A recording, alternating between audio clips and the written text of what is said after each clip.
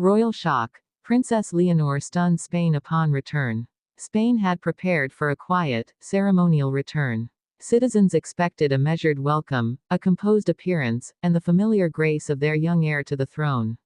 Yet what unfolded in Madrid was far beyond expectation. Princess Leonor, the future Queen of Spain, did not simply return, she returned in a way that shook the palace, the nation, and the entire royal narrative to its very core. And the world, watching closely, was left in shock. Because this was not the return of just a royal figure. It was the arrival of a transformed woman, a leader in waiting, a princess carrying with her the weight of her family, her people, and her destiny. What Spain thought would be a formal appearance became a breathtaking reminder of what lies ahead for the monarchy, and why Leonor's journey is unlike any royal story before. So what exactly happened? Why did this return spark such surprise, and why is the entire nation talking about it even now? Let's take you inside the heart of this extraordinary moment. When Princess Leonor stepped off the official transport, the air was thick with anticipation. Crowds had gathered, their voices rising in unison, eager for just a glimpse. For months, her absence had been marked with speculation: where she was, how she had changed, and most importantly, how she would appear once back in Spain. The expectation was that she would greet the nation politely, perhaps offer a few words of gratitude, and then retreat into the palace. But instead, Leonor did something that no one foresaw. She stood firm. She didn't rush. She looked directly into the crowd and smiled, not a small, rehearsed smile, but a radiant one, as though she carried a secret that only she understood. That single gesture, small but powerful, captured the attention of everyone present. The murmurs grew into cheers. And in that instant, Spain knew, Leonor was no longer simply the princess they remembered, she was something more. The palace had tried to prepare the nation. Brief statements were released in the weeks leading to her return, promising continuity, tradition, and reassurance. But what those statements failed to convey was how profoundly Leonor had grown during her time away. Every movement, every word, and every glance seemed carefully measured yet authentically hers. This was not a princess hidden behind protocol.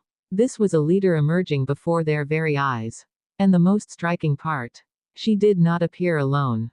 Walking behind her were her parents, King Felipe and Queen Letizia, visibly proud yet quietly stunned.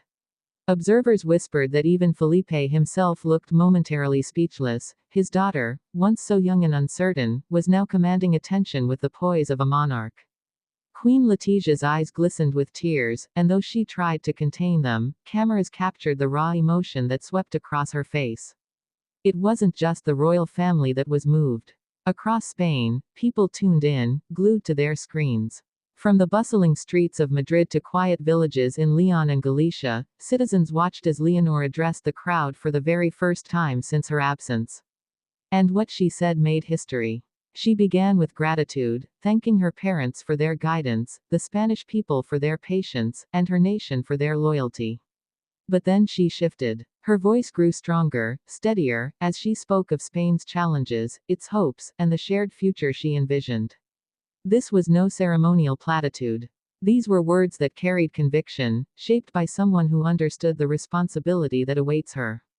The nation fell silent. Her speech was not long, but every word seemed deliberate, as though chosen to etch itself into the memory of her people. Analysts later said it reminded them of her father's earliest speeches as crown prince, yet with a difference. Leonor's tone was fresh, personal, and profoundly sincere. But the moment that shocked everyone the most came at the very end.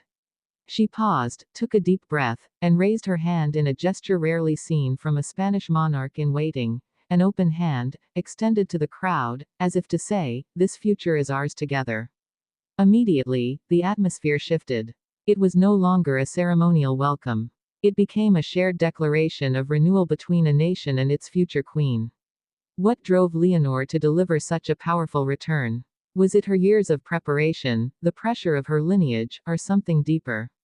Perhaps it was the realization that her generation must shape a monarchy that feels relevant, connected, and unafraid of vulnerability. Whatever the reason, her return reminded Spain that the monarchy is not simply about tradition, it is about transformation.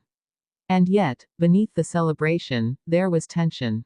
because not everyone in the palace was prepared for such a bold display.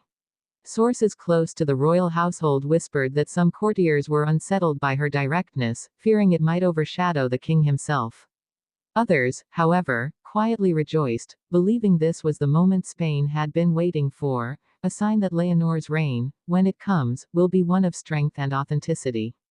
The days that followed her return only deepened the intrigue. She attended her first official engagements with an energy that caught even seasoned observers off guard. Whether visiting schools, meeting community leaders, or appearing at military ceremonies, she displayed a warmth that connected instantly with ordinary people. Children rushed forward to greet her. Elders blessed her. And the media, usually cautious in their praise, described her as a force Spain cannot ignore. But perhaps the most poignant moment came when she was seen privately embracing her younger sister, Infanta Sofia. The bond between the sisters has always been strong, but that embrace, captured in a fleeting photograph, seemed to symbolize something greater. It was as if Leonor was saying, "We face this together." The palace may not have anticipated the magnitude of this return, but Spain did. The nation, hungry for hope, for renewal, for a figure who could bridge past and future, found exactly that in Leonor.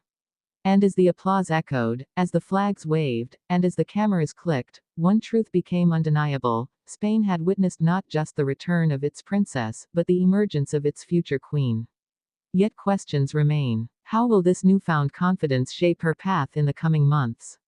What challenges will she face as she balances tradition with the modern demands of leadership? And most of all, how will her father, King Felipe, navigate the delicate transition of preparing his daughter while still ruling himself?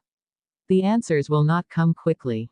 They will unfold over time, with every step Leonor takes, every word she speaks, and every choice she makes. But one thing is clear: Spain is no longer waiting for the future. The future has arrived. And it arrived in the form of Princess Leonor, whose return did not simply reassure her nation, it electrified it. This is the story Spain will tell for generations: the day a princess stunned her people, and in doing so, became something far greater than anyone expected.